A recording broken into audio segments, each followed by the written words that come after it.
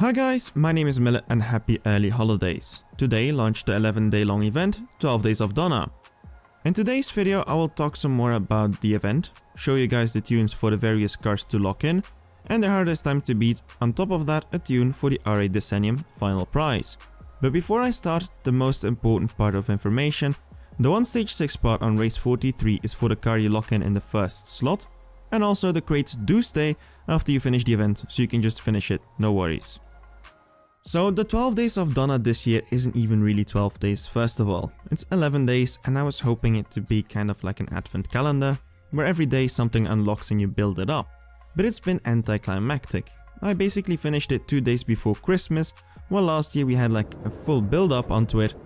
Now it feels a little bit story wise or concept wise. It could be that I put my own hopes a little bit too high, I guess. This is now the 4th edition of the Holiday Cup. In the first edition in 2016 there were 24 days, and each day you had to complete one race, with the final reward being one gold key. The following year in 2017 it was a simple 25 races rundown, where you had to use an Audi RS5, with each race the reward being given as a surprise gift, which was fun, but it also has special opponents being former bosses driving Christmas themed cars, like for example the red Agera R. And it also carried a full story around it. It was kind of amazing.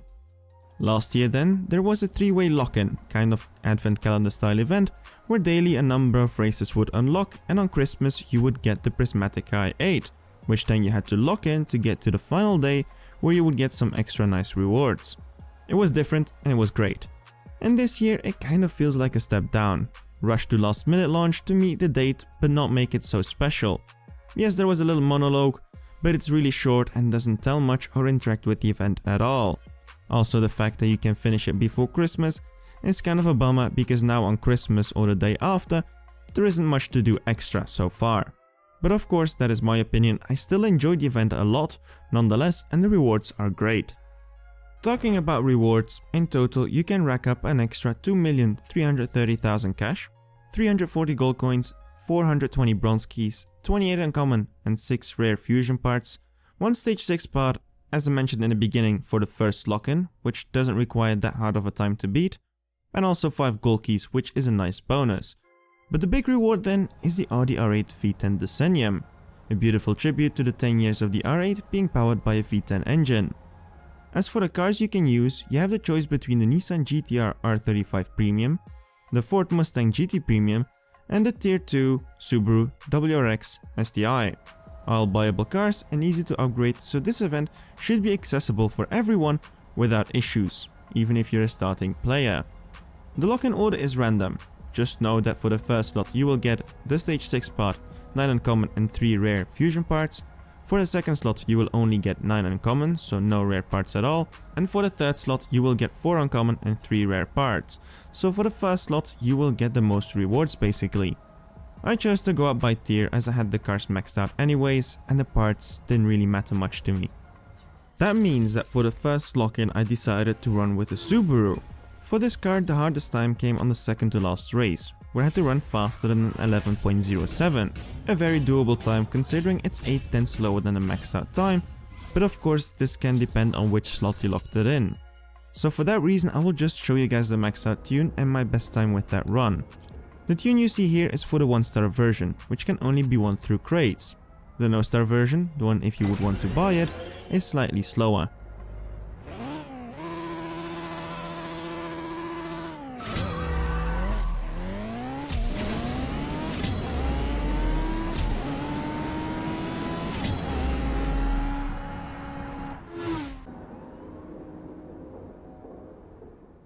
For the second slot I decided to run with a Mustang.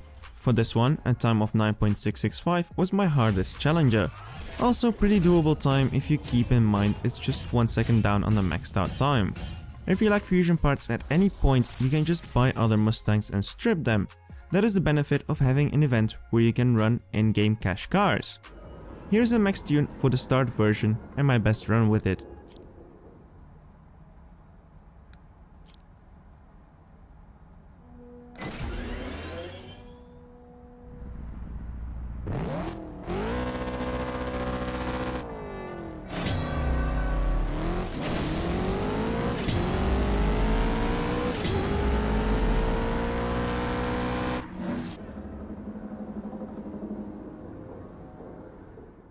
Then in the third and final slot, I have no other choice but to pick the Nissan GT-R R35 Premium.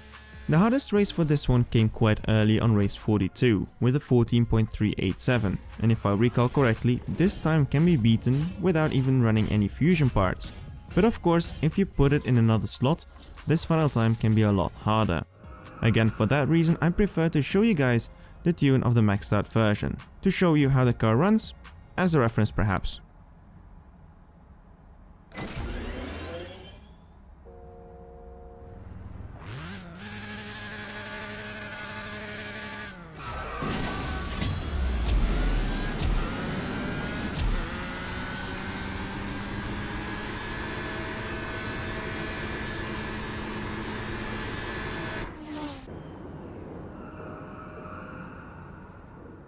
Now we completed all those, I want to let you guys enjoy the rundown of the final relay race. This is just for those who want to see the nice Christmas track in action with the Christmas themed liveries on the cars.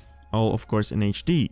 If you want to skip directly to the final time and the delivery of the R8, just jump to this timestamp.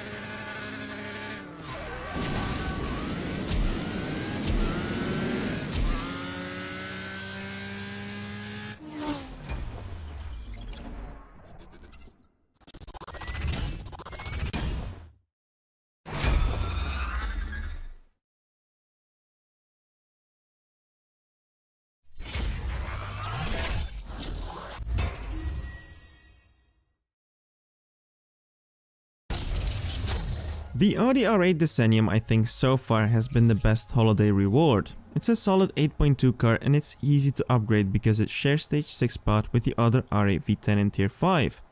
This can be for the veterans a nice collector piece, but for newer players a great car to elite and upgrade. It carries the purple stars, meaning it also has the extra RP bonus, and Audi parts are rather common, so it could be a nice car to run online with to rack up the RP. It's also a great car to run Tempest with itself, of course. The tune and my best run with it, what a nice car this is.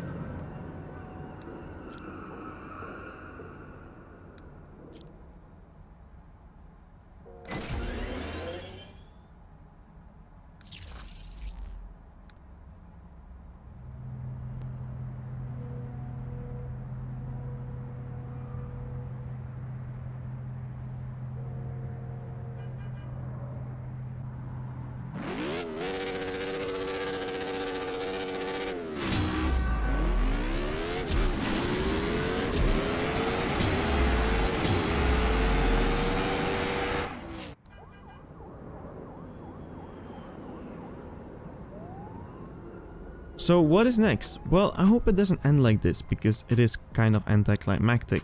But from what I've seen so far, a Christmas showdown is coming up with extra rewards perhaps for the R8 Decennium, which would be nice. This could also perhaps be the reason why there are no crates yet for the Decennium, as we might need to wait for the showdown before they pop up. For now, all I can say is that I hope for next year Holiday Cup, which will be the 5th installment, there will be a little bit more of a special event than just a rundown. One with a build-up, and I probably am not the only one thinking that. Let me know down below your thoughts. I will close off for now. If you enjoyed the video, do not hesitate to leave a like, subscribe for more content like this. My name is Mille, see you around, and Merry Christmas and Happy Holidays for my friends out there who don't celebrate Christmas. I wish all of you and your families a great end of the year.